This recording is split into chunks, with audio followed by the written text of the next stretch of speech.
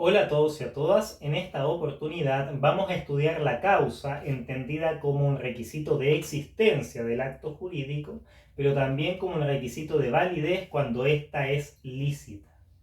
En cuanto a su concepto, la causa es el motivo que fundamenta o justifica al acto jurídico o contrato. El Código Civil señala que la causa es el motivo que induce al acto o al contrato. La teoría de la causa es una de las materias en donde la doctrina con mayor intensidad ha discutido, problematizando particularmente en torno a si es necesario o no que se exija la causa como un requisito de existencia o de validez de los actos jurídicos. Dentro de esta discusión podemos identificar al menos tres grandes posiciones. Por un lado, las teorías causalistas, que son aquellas que propugnan en términos generales que la causa es un requisito tanto de existencia como de validez para los actos jurídicos. Por otro lado, las teorías anticausalistas, que son aquellas que propugnan exactamente lo contrario, es decir, aquellas que prescinden de la causa como requisito del acto jurídico. Y por último podemos encontrar a una teoría ecléctica o, si se quiere, una teoría conciliadora. Vamos a estudiar muy brevemente cada una de estas teorías. Partamos el estudio en primer término con las teorías causalistas. Dentro de las teorías o de las doctrinas causalistas podemos identificar dos grandes grupos. En primer lugar, las teorías objetivas y por otro lado la teoría subjetiva. Las teorías objetivas son aquellas que propugnan que la causa del acto jurídico es un elemento invariable o inmutable para cada categoría contractual.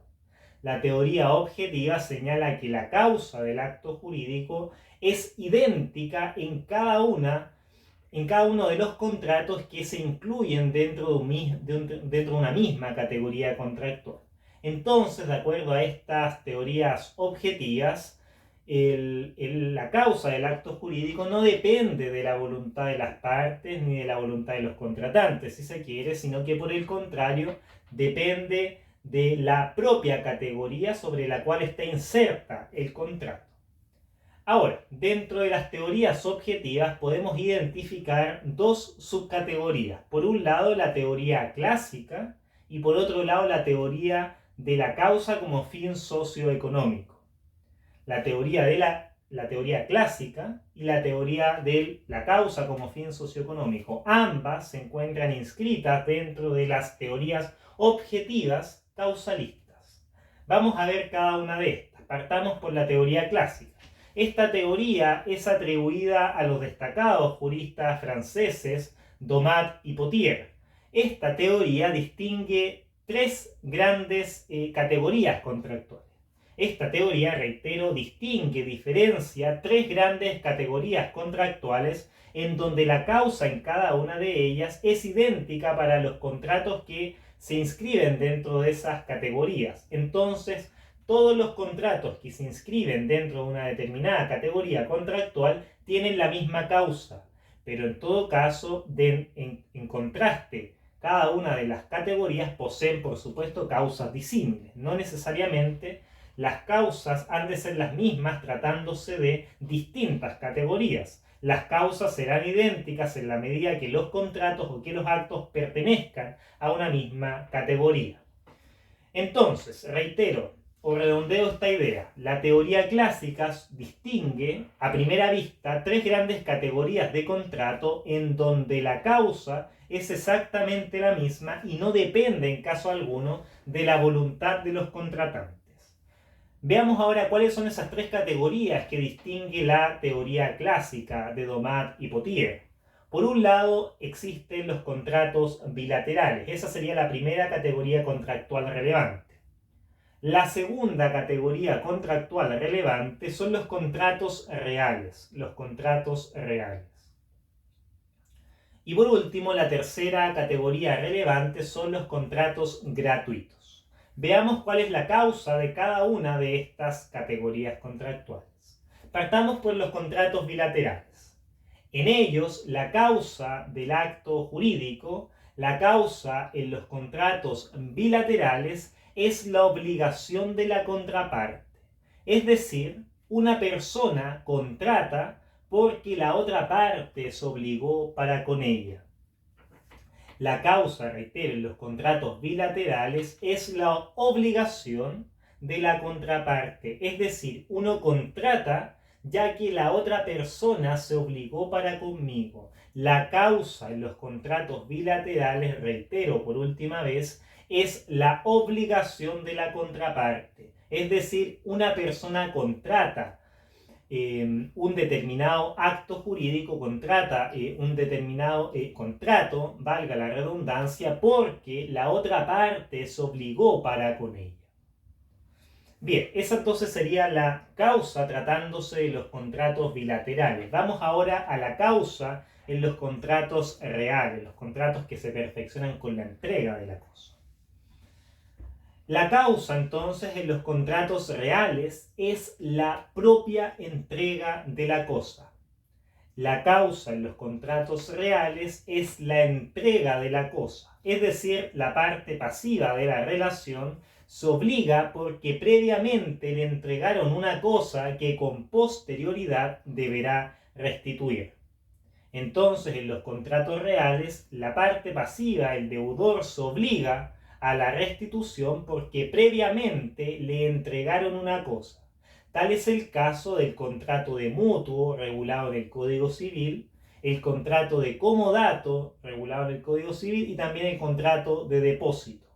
El mutuo o préstamo de consumo, el comodato o préstamo de uso y el depósito. Bien, esos son los casos paradigmáticos de contratos reales. Veamos por último la categoría final que identifica Domat y Potier, que son los contratos gratuitos. La causa en los contratos gratuitos es la mera liberalidad. Es la mera liberalidad de los sujetos. La causa en los contratos gratuitos es la mera liberalidad de las partes. Es decir, el motivo que induce a los actos gratuitos, a los contratos gratuitos, como por ejemplo la donación, es el solo afán de hacer un obsequio o el solo afán de realizar un regalo. En los contratos gratuitos la causa es la mera liberalidad de los contratantes, por lo tanto el motivo que induce a los actos gratuitos, a los contratos gratuitos como la donación, es el solo afán de hacer un regalo o de hacer un obsequio. Bien, eso entonces es lo que propugna, grosso modo, la teoría clásica dentro de las teorías causalistas. Vamos ahora a la segunda subcategoría de las teorías clásicas causalistas, cuál es la teoría de la causa como fin socioeconómico. De acuerdo a esta teoría, la causa es el fin económico y el fin social que persigue el acto jurídico o contrato. De acuerdo a la teoría de la causa como fin económico, como fin socioeconómico, es el hecho, de acuerdo a esta teoría, reitero, el fin, la causa de los actos de los contratos es el fin económico o social que persigue el acto jurídico o contrato. Lo redondeo simplemente para que no quepa duda en esta explicación. De acuerdo a la teoría de la causa como fin socioeconómico, la causa es precisamente el fin social y el fin económico que persigue el contrato. Esta teoría es objetiva porque la causa no depende de la voluntad de los contratantes, no depende de la intención de las partes, sino que únicamente la causa es el fin socioeconómico que persigue el contrato o que persigue el acto jurídico. Por ejemplo, en los contratos de compra-venta la causa siempre será el intercambio de bienes a cambio de dinero. Tratándose de los contratos de compra-venta, cualquiera este sea, por ejemplo, la compraventa de una casa, la compraventa de un vehículo, la compraventa de un computador o la compraventa de un caballo, siempre perseguirá como fin socioeconómico el intercambio de bienes a cambio de dinero. Entonces, en todos esos contratos de compra-venta, siempre la causa será el intercambio de bienes a cambio de dinero, que es, como ya dije, la finalidad socioeconómica que persigue contrato.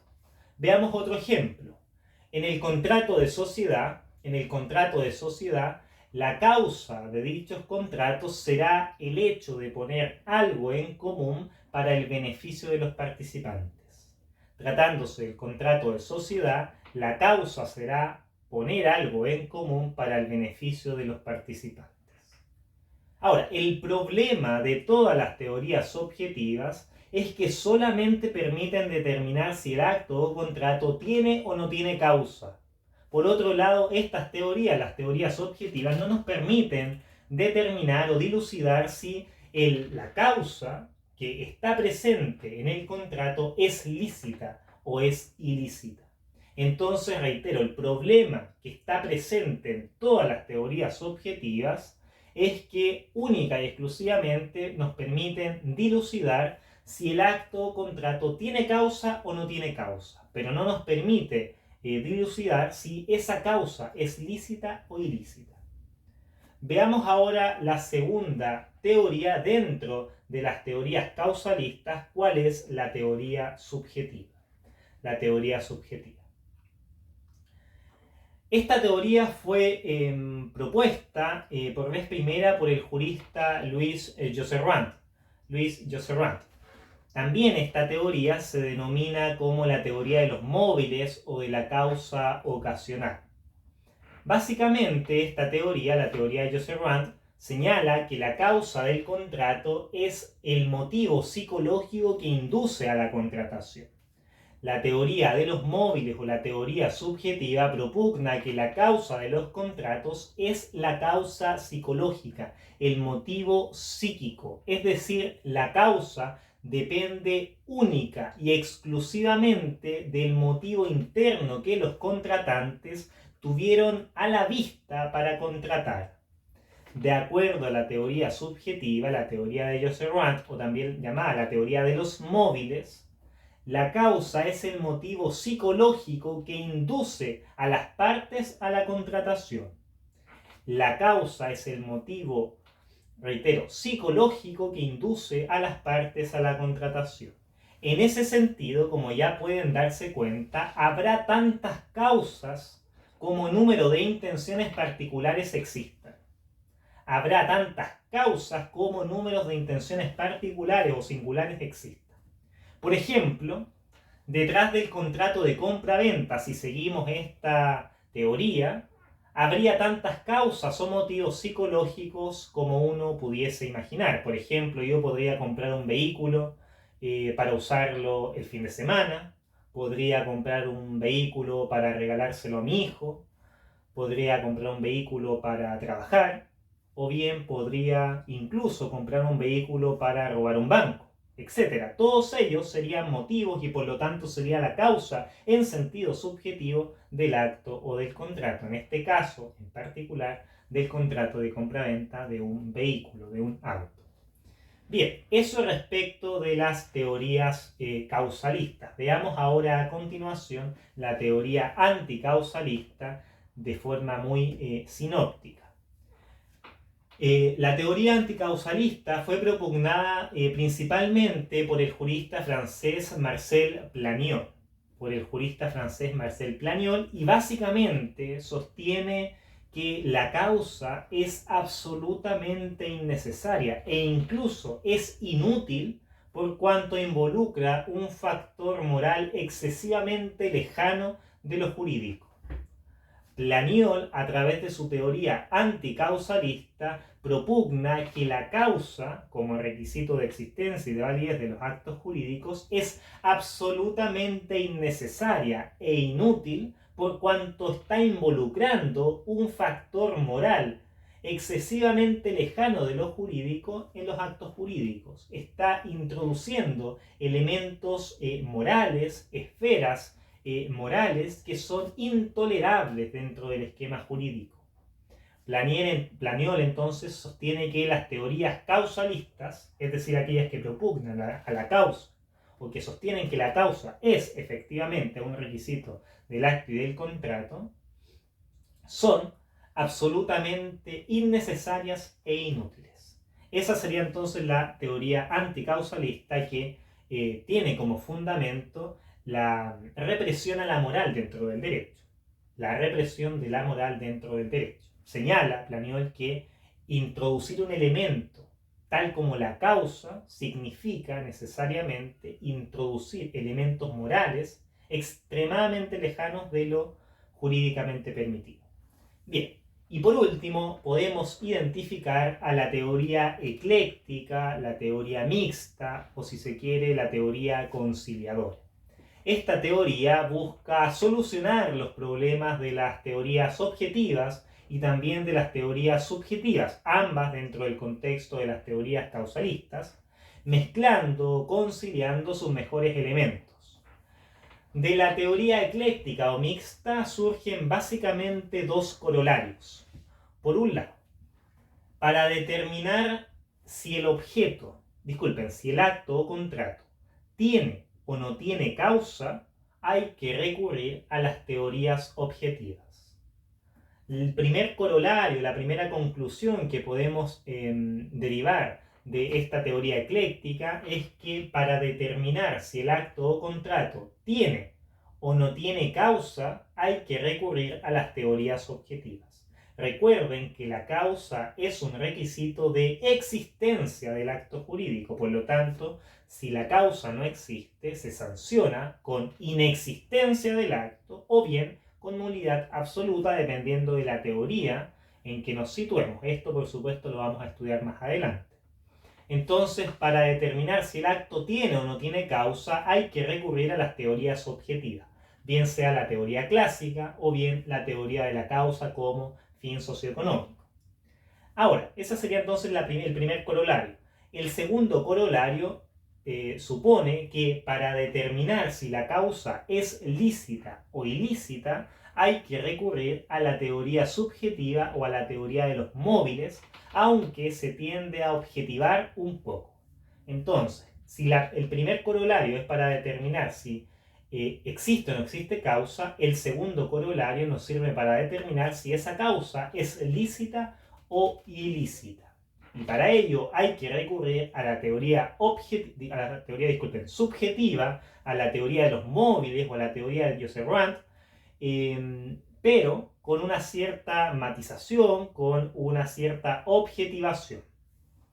En ese sentido, no se puede entender por móvil a los motivos internos o psicológicos que indujeron a las partes para contratar, sino que se debe entender como móviles a las motivaciones incorporadas por las partes dentro del contrato.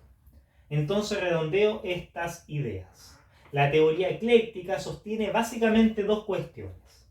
La primera cuestión es que para determinar si existe o no existe causa hay que recurrir a la teoría objetiva, bien sea la teoría clásica o la teoría del fin socioeconómico, de la causa como fin socioeconómico. Ahora, para determinar, la segunda cuestión, para determinar si la causa es lícita o ilícita, hay que recurrir a la teoría subjetiva o a la teoría de los móviles, pero objetivándola un poco. No entendiendo al móvil como los motivos internos o psicológicos, sino que entendiendo a los móviles como las motivaciones incorporadas por las partes en el contrato. Bien, con eso entonces concluimos las teorías de la causa, una materia particularmente discutida, como ya pueden darse cuenta, en la doctrina. Pasemos al siguiente punto de este video: los casos de falta de causa. Los casos en donde falta causa y por lo tanto, en principio, debiesen sancionarse con inexistencia o con nulidad absoluta dependiendo de la posición o de la doctrina en la que nos situemos. Bien, la primera situación o el primer caso en donde falta causa, en donde existe una omisión de la causa, son los casos de simulación. La simulación es la declaración de un contenido de voluntad no real.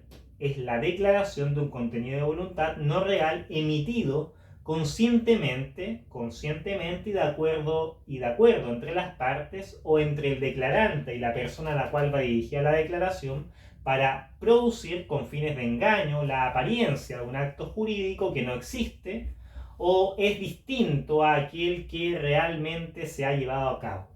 Entonces la simulación es la declaración de un contenido de voluntad no real emitido de forma consciente por las partes o por el declarante y la persona a la cual va dirigida la declaración para producir con fines de engaño la apariencia de un acto jurídico que no existe o bien es un acto jurídico distinto al que aparentemente se celebró. Dentro de la simulación podemos identificar dos categorías. Por un lado, la simulación absoluta y por otro lado, la simulación relativa. Por un lado, la simulación absoluta y por otro lado, la simulación relativa. La simulación absoluta se da cuando las partes celebran un acto o un contrato en circunstancias que no han querido celebrar ninguno. La simulación absoluta se da cuando las partes celebran un contrato en circunstancias que no han querido celebrar ningún acto o contrato. Por ejemplo, se celebra por parte de dos personas un contrato de compra-venta simulado en perjuicio de los acreedores.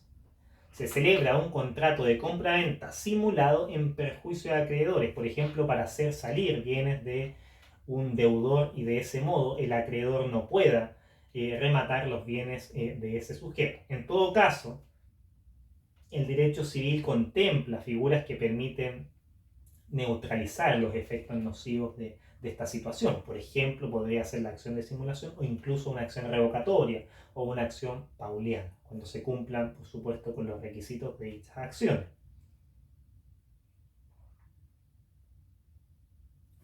Y la segunda categoría de la simulación es la simulación relativa. Básicamente hay simulación relativa cuando se celebra un contrato en circunstancias de que se ha querido en realidad celebrar un contrato distinto.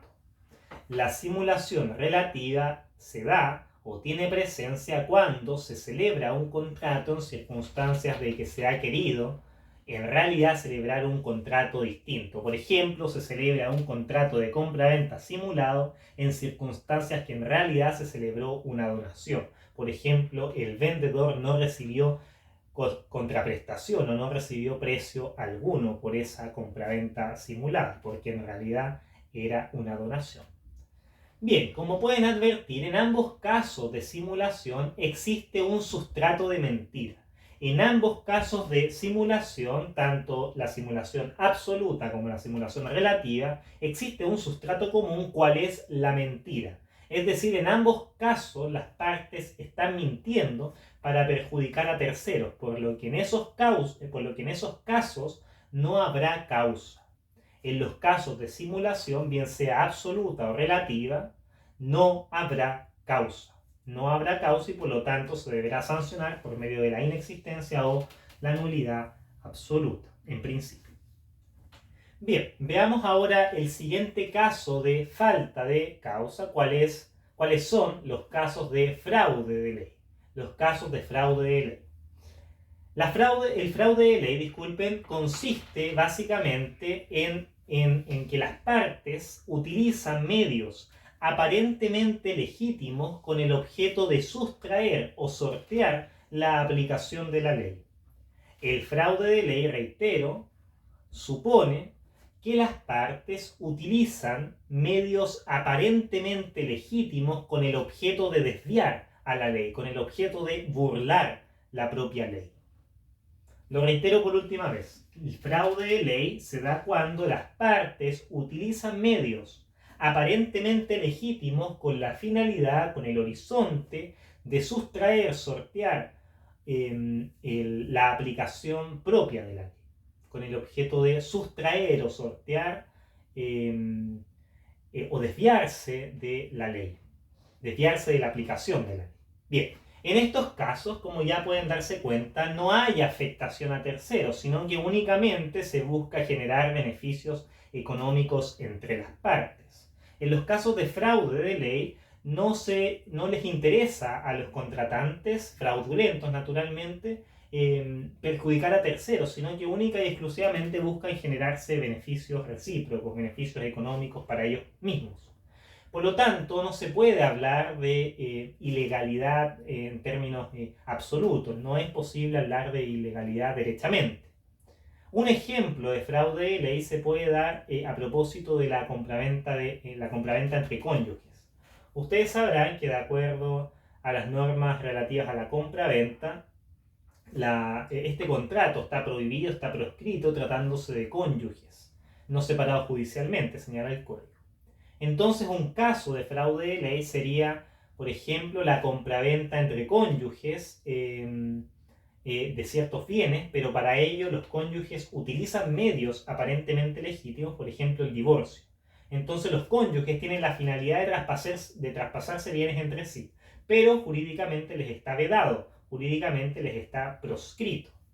Por lo tanto, al estar proscrito esta compraventa, tienen que divorciarse. Entonces se divorcian, hacen esos contratos de compraventa, se traspasan los bienes que quieran traspasarse y luego, una vez que se reputan perfectos dichos contratos, se vuelven a casar. En ese caso, las partes están utilizando medios aparentemente legítimos, pero están utilizándolos para sortear la ley, para sortear la aplicación de la ley, para evitar la aplicación estricta de la ley. Bien, la tercera hipótesis de falta de causa se da a propósito de los casos de error, ciertos casos de error en particular, y debemos diferenciar a propósito de esta categoría dos subtipos. Por un lado, el error en la manifestación de la causa y por otro lado, el error sobre los motivos. El error en la manifestación de la causa se da cuando dos partes quieren una causa X, por ejemplo, pero aparecen manifestando una causa Z. En este caso, hay error respecto de la causa al errar en manifestarla. Se hierra en la manifestación de la causa. En ese caso, habrá una falta de causa que va a generar naturalmente la inexistencia o la nulidad absoluta, dependiendo de la posición doctrinaria en la cual nos situemos. Entonces, el error en la manifestación de la causa se da cuando ambas partes quieren una causa X, pero al momento del contrato señalan que quieren una causa Z, porque llegan al momento de colocarla. Bien, y la segunda categoría de error sería el error sobre los motivos, que se dará cuando se produce un hierro acerca de las premisas del contrato que genera una falsedad en la causa y consecuencialmente una falta de causa. El hierro sobre los motivos, reitero, se da o se produce cuando existe un hierro acerca de las premisas del contrato que genera en primer lugar la falsedad de la causa y consecuencialmente produce la falta de causa. Por ejemplo, prometo liberalmente, sin ningún tipo de coacción, pagar a alguien por una deuda que en realidad no existe. En ese caso, esa promesa de pago no va a tener eficacia alguna. ¿Por qué? Porque carece de causa. Porque en realidad yo no debo nada. Existe una deuda, o sea, no existe efectivamente una deuda. Entonces, un ejemplo de error sobre los motivos sería cuando prometo pagar a alguien una deuda que en realidad no existe. Por lo tanto, esa promesa de pago no se puede hacer exigible porque es inexistente o nula absolutamente. Bien, el cuarto caso de falta de causa se da a propósito de los actos abstractos. Los actos abstractos. Estos son aquellos actos que no se les exige causa para nacer.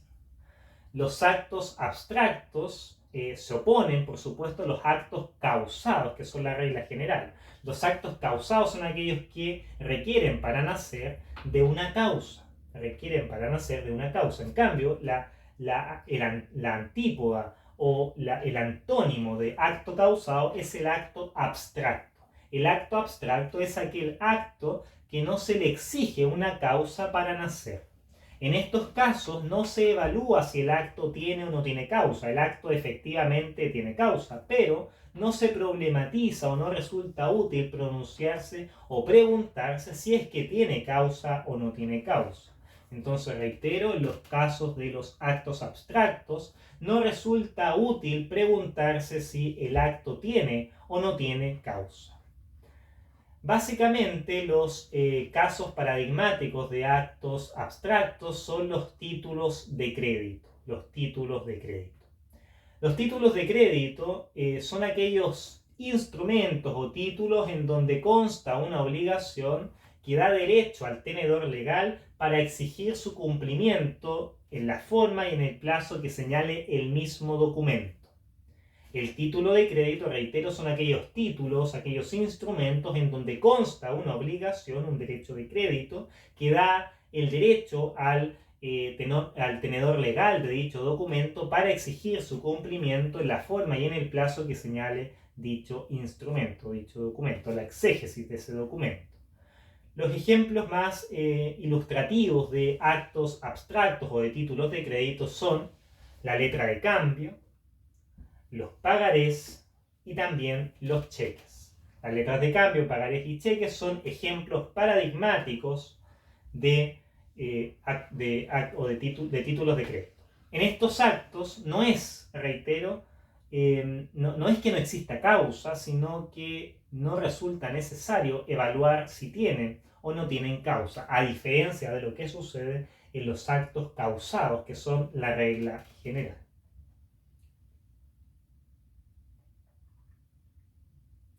Vamos por último a el quinto caso de falta de causa, cuáles son los supuestos de desaparición sobrevenida de las causas. Los supuestos de desaparición sobrevenida de las causas. Estos son aquellos casos en donde el acto nace con causa, pero una vez que ha sido celebrado, esa causa desaparece. Los supuestos de desaparición sobrevenida de causa son aquellos supuestos en donde un acto nace con causa, pero una vez que ya fue celebrado, su causa desaparece. La doctrina a este respecto esgrime dos categorías dentro de estos supuestos, dos categorías que se pueden inscribir dentro de estos supuestos. En primer lugar, la desaparición de la base del negocio jurídico. La desaparición de la base del negocio jurídico que se va a dar cuando el motivo desaparece. Por ejemplo, me comprometo a darle periódicamente una mensualidad a un sobrino para que pueda estudiar sin ningún tipo de complicación. Entonces el ejemplo es el siguiente: yo me comprometo a darle periódicamente una suma de dinero, un socorro económico a un sobrino de forma mensual para que pueda estudiar sin ningún tipo de complicación. Ahora, pasado un cierto tiempo, mi sobrino comienza a comportarse de manera belicosa, de manera adversarial, de manera distante o de manera conflictiva conmigo. Por lo tanto, en ese caso, el motivo, la base del negocio jurídico, constituido en este caso por la entrega periódica de cierto dinero, desaparece. Si mi sobrino finalmente se comporta de forma belicosa conmigo, el motivo que me inducía a mí a entregarle periódicamente una suma de dinero desaparece. Por lo tanto, surge la pregunta: ¿debería yo seguir dándole esa ayuda económica a pesar de que él ahora haya cambiado su comportamiento, su conducta hacia mi persona? Naturalmente, en ese caso, como cambia la base del negocio jurídico, la causa desaparece. La causa desaparece. Bien, y en segundo lugar encontramos los casos de excesiva onerosidad sobrevenida. El primer caso, reitero, es la desaparición de la base del negocio jurídico, y en segundo lugar encontramos el caso de la excesiva onerosidad sobrevenida, que son los casos de aplicación de la famosa teoría de la imprevisión. La teoría de la imprevisión, como ya lo he dicho varias veces en otros videos, es aquella doctrina que señala que el juez puede revisar los contratos modificando las obligaciones o incluso extinguiéndolas cuando ha sobrevenido un imprevisto ha sobrevenido un hecho imprevisto e imputable para las partes que ha cambiado sustancialmente las circunstancias que se tuvieron a la vista al momento de la contratación. Entonces, el segundo caso, digamos, de desaparición sobrevenida de la causa se da a propósito de la teoría de la imprevisión o la teoría de la excesiva onerosidad sobrevenida. Por ejemplo, a una parte le costaba X cumplir con un contrato, que costaba X cumplir el contrato. Supongamos, celebramos un contrato entre el Estado de Chile y una concesionaria para la construcción de una carretera en el norte. Entonces ya estaba casi construida, pero sobrevinientemente vino un cataclismo de dimensiones nunca antes vistas que destruye absolutamente toda la carretera y la concesionaria tenía tiempo, digamos, para entregarlo al otro mes.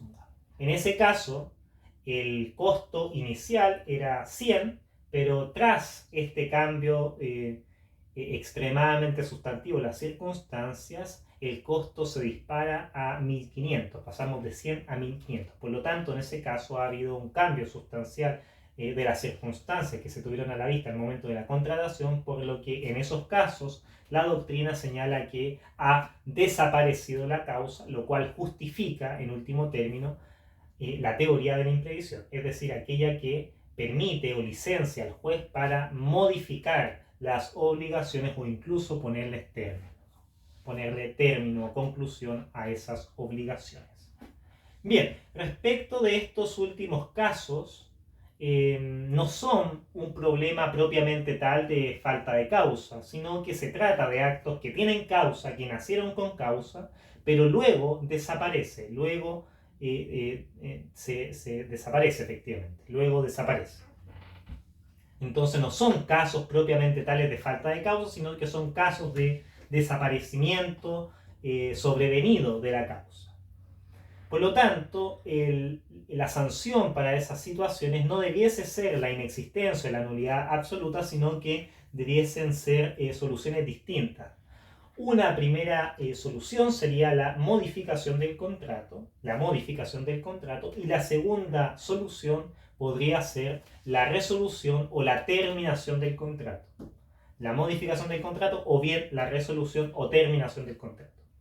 Bien, eso en cuanto a la causa como requisito de existencia del acto jurídico.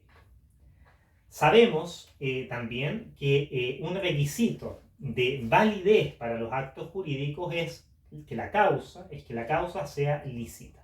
Entonces, en lo que acabamos de terminar, dice relación con la causa como requisito de existencia. Lo que veremos a continuación es la causa como requisito de validez.